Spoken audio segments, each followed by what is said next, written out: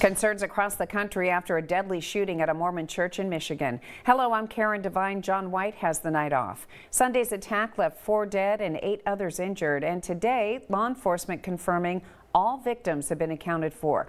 Police identified the deceased subject as 40-year-old Marine veteran Thomas Jacob Sanford.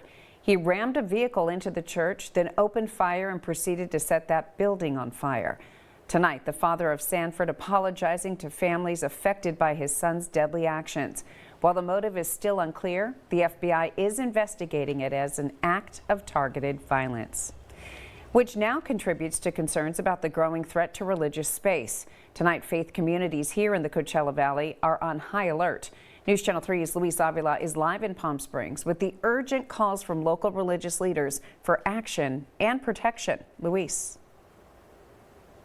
Yeah, that's right, Karen. This tragedy is sending shockwaves throughout the religious community here in the Coachella Valley. Now local leaders are coming together to try to find steps to protect religious services.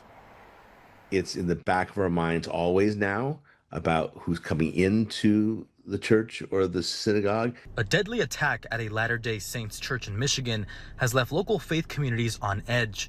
A gunman drove into a church, opened fire, and set the building ablaze, killing at least 4 and injuring 8 others. This should not happen to any house of worship. Local faith leaders, including Rabbi Stephen Rosenberg, says concerns about safety are top of mind. He says interfaith cooperation is a vital step to confront religious violence. Interreligious interdenominational groups are very important.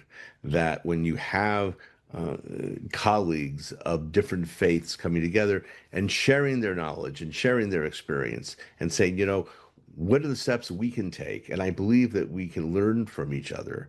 And regardless of what faith or religion we are, it is still the same threat. Rabbi Rosenberg says the Jewish community has long faced similar threats. As a result, synagogues have had to adapt, adding armed guards, metal detectors, and even active shooter drills. He urges churches and other places of worship to take similar measures to keep congregants safe. As you mentioned, the Jewish community has experienced this kind of violence for years now. So from that perspective, what should these churches be doing to, protect worshipers kind of moving forward? And churches are going to have to, unfortunately, look at security from a much more robust and realistic point of view. The days, unfortunately, of having just the doors open to anyone who wishes to come in are pretty much over. Confronting what some are calling a grim new reality. Hopefully we can start to heal, but also learn the best ways we can to defend ourselves against this.